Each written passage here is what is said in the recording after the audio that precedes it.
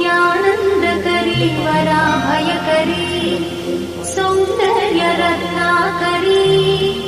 निर्धूताखिल पापनाशनकरी प्रत्यक्ष माहेश्वरी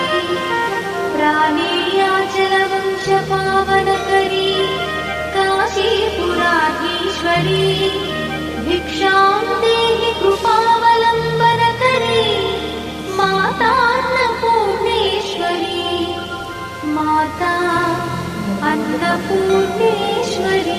सौभाग्यलक्ष्मी रावम्मा